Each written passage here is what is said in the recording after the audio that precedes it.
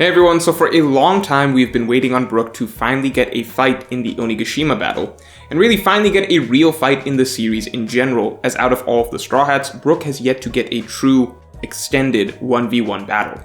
More than anyone in the crew, Brook needed a fight in Onigashima, and readers were really beginning to expect this matchup between Brook and CP0. Everything seemed set up, the Tobi-Roppo were defeated, all the calamities have been claimed, but at the very least there is this last opportunity for Brook to fight a member of CP0. After all, Oda does seem to be playing up this notion that someone is going to have to save Robin at the end of the day, and Brook was really poised to be that someone. However, it didn't happen, and I'm not surprised, because of all of the Straw Hats, Brook has always been the one that Oda consistently, repeatedly pushes to the side, and that is because there is a fundamental difference in Brook's character versus all of the other Straw Hats, and it remains to be seen whether this is intentional or not.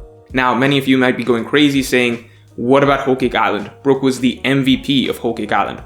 Well, just wait, we're going to get to that, and how that actually reinforces the point that I'm trying to make. In today's video, we're going to get to a very important question that comes down to Oda's vision for Brook, and whether he made a mistake with that character, or actually has something really original in mind for him. But before we get into it, make sure to subscribe for more One Piece videos every week. Now, I don't think it's the end of the world that Brook isn't fighting CP0. I think Brook could even get a nice moment maybe helping Yamato stop the yokai. As after all, Brook's chasing after Yamato, Brook and Yamato both have ice powers, the yokai is made of fire, they could easily team up to stop it. Probably not exactly a full-fledged fight, but still it's something for Brook to do. But see, that's the thing. To start with, I feel like with Brook, the question is often of finding things for Brook to do. For a long time, I always felt like Oda had a great vision of what kind of individual storylines to craft for each Straw Hat for each arc. And I actually shared this in a Reddit post years back, but I'll share it with you all today. For most arcs, Oda likes to give each Straw Hat their own storyline, major or minor, that is consistent with their character. So let's use Punk Hazard as a simple example of a standard arc. Let's go down the list of Straw Hats starting with Zoro. The arc starts with us seeing Zoro as Luffy's right hand, teaming up with Luffy to take down a dragon, a scene that many point to as foreshadowing for Luffy and Zoro against a far more significant dragon in the future, and then later we get a memorable scene of Zoro telling Luffy to get serious about the New World. On the other hand, we also get a personal battle for Zoro that showcases to us just how far he has progressed as a swordsman since the time skip, and establishes that he has ascended to a very high level. So essentially, even though it's very minor, Zoro's storyline in Punk Hazard features him as Luffy's right hand, as the vice captain, and it touches on his growth as a swordsman.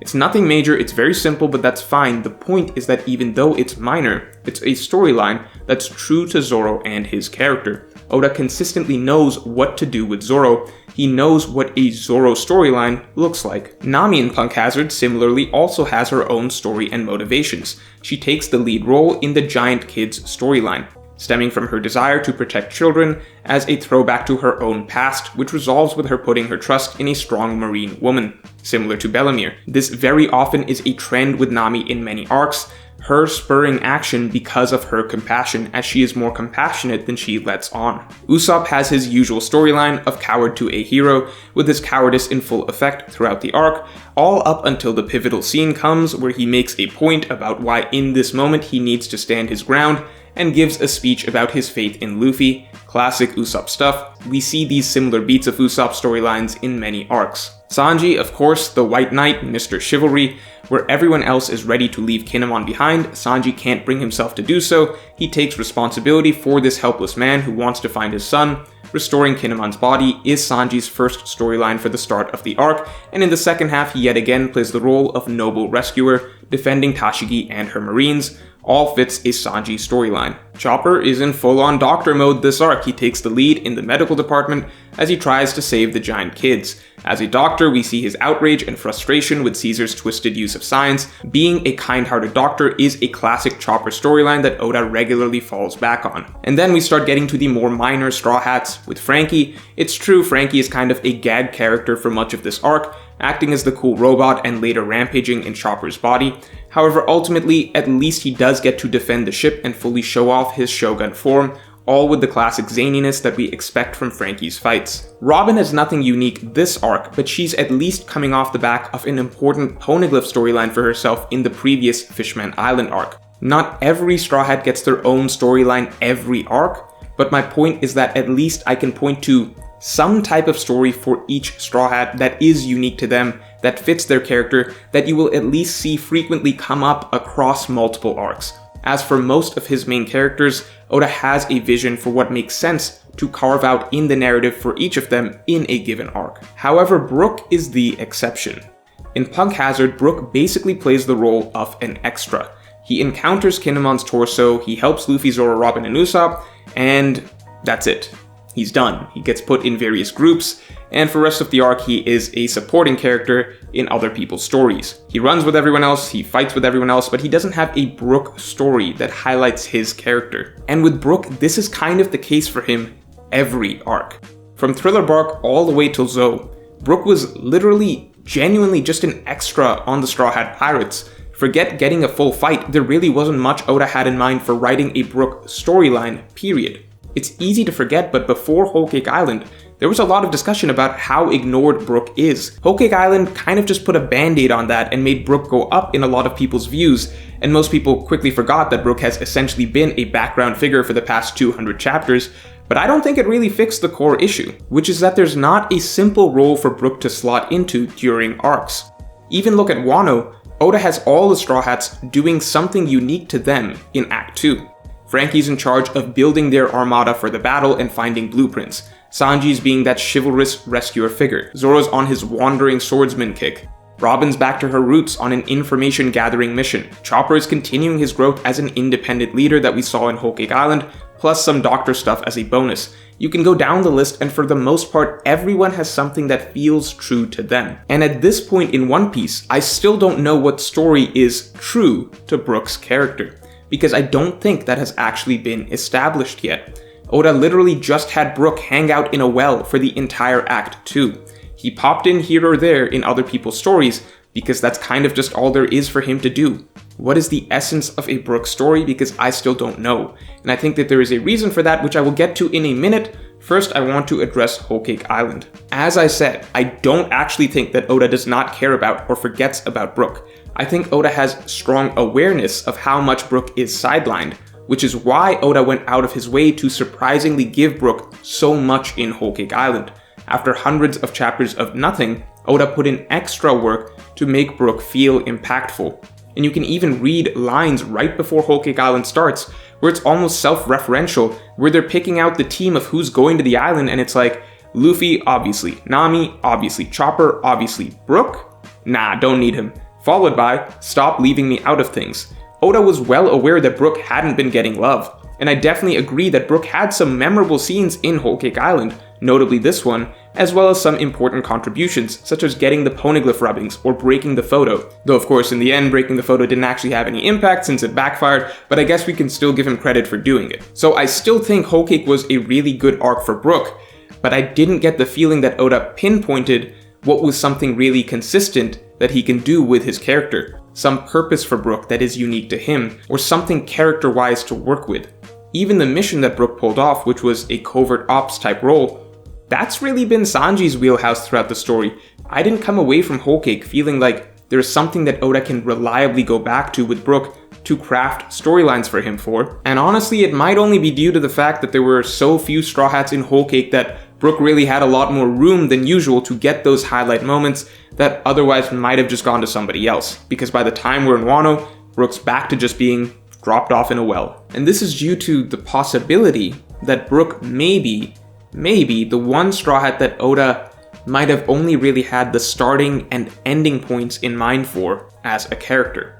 So what do I mean by that? Well, I've done a series on long-term storylines that seem to be developing for each Straw Hat, and sort of major closing points to each of their arcs that seem to be on the horizon at the end of the series. I'm not going to go through each one of those, though you can click on the videos above my head, but I think for each Straw Hat there is something that Oda can kind of build towards long-term.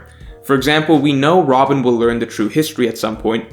We know that will be a big character moment for her, and we can get minor storylines for Robin on the way to getting there. And on top of that, we can also get some complementary development for her along the way as she kind of grows out of the trauma of her past and embraces her new place with her new family, as we've seen more recently. Chopper, we can similarly guess, will one day have to cure Luffy's disease, or at least some extremely important disease, and along the way we get to follow his journey into becoming a man, with post-timeskip in particular focusing on him becoming an independent figure who takes the initiative rather than just being a kid sidekick. For Frankie, it seems his destiny is likely directly linked to Pluton in some way in the future, etc for all the Straw Hats. For each Straw Hat, we can see some sort of final important stage of character development, of their character arc, as well as usually some other focus for them along the way. And that makes it so that Oda can naturally come up with arc-to-arc storylines for each Straw Hat that feels unique to them. So now think on why Brook is different. Brook's final closing point is not actually something that he needs to do or accomplish or overcome as a character. His closing point is just a reunion with a friend, which is of course something we all really want to see. And I've talked in past videos why this is such a brilliantly thought out idea by Oda to write the storyline of Brook and Laboon, a video which you can click on above my head, but at the end of the day, Brook as a character is already somewhat complete in a way that the other Straw Hats aren't. The only thing he really needs to do is meet up with his friend. And so not only does that mean that there isn't some final stage of growth or conflict we can look forward to with Brook that his story can kind of build towards, it also means that writing a storyline for him in an arc is difficult, because it's so undefined what he should be doing till he meets Laboon. That's why I believe that so often he is pushed to the side or simply a side character to pop into other characters' stories. That's why even in Whole Cake Island, even if you felt Brook was the MVP of that arc, even if you feel he accomplished the most, which in itself is very debatable in my opinion, even if you believe that, it still leaves me with this question of, okay, he did help a lot with what they needed to get done, but is there some sort of character focus we got out of that which we can consistently return to? Now, a lot of people might point to this scene, which I thought was a great scene for his character as well, but it is also something that all the Straw Hats are kind of checking off one after another. Is there something instead that is specific to Brook, in terms of character focus, that's not skull jokes, not panty jokes, that we can consistently return to? What's interesting is I do actually think so, and it's my personal favorite Brook scene in Whole Cake, which is after Pedro dies. After Pedro dies, for the first time in the story since Thriller Bark, we see Brook have a powerful personal motivation, a strong sense of regret, and a desire to be different, to change something. Yes, it is as simple as wishing that he could be stronger, but that is still a great start. I have faith in Oda. I didn't write this whole script just to complain about Brook. I wanted to talk about a subject that people really ignore because so many take it for granted that Brook is ignored that we don't even talk about it. But I like to believe that Oda does have things in mind for Brook based on the fact that Oda has shown in the past that he is aware of the lack of attention for Brook, the fact that Oda did finally write in a personal motivation for Brook, the fact that we have seen that certain character threads from Whole Cake Island were actually set up to be picked up again in Wano, and finally the fact that it seems like Brook is yet again about to strangely miss out on a fight that he seemed like he was set to get. Everything was set up, we could all feel it, all the bad guys want to capture Robin, Robin needs protection, Brook hasn't gotten to do anything in Onigashima so far, Robin is relying on Brook for protection. All of that together makes me hope that this can still turn into a pivotal scenario for Brook. I think it would be great if this situation actually is an opportunity to show some self-awareness, if Brook is forced to face the fact that he does not stand out or contribute in the Straw Hat crew in some unique way. And from there, then he would have to find that way to contribute. And I think the current Robin scenario could be a great way to do it. I can't guess at specifically what this could look like, I'm just saying it feels like there's an opportunity to find a new path for Brook here, establish who he is in the context of the crew and in the context of the story. I still think it's entirely possible, of course, that he just helps Yamato with the yokai, but I feel that following up on the threat of the previous setup of being the only one around to protect Robin and what that could turn into, I personally think that has far more potential for his character, and I like to believe that we may come out of Wano with a new perspective on Brook. Maybe that's wishful thinking, maybe Brook will forever remain the extra Straw Hat, who was ultimately just created to make for a happy ending with Laboon, without a clear plan as to what the hell there is to be done with him for the hundreds of chapters before that happens. But I still think Oda is Oda. He has something up his sleeve, I hope, and I would love to see it come out in the Wano arc with the current setup that we have right now. So that's all for this video, and if you enjoyed, then definitely like, comment, and subscribe.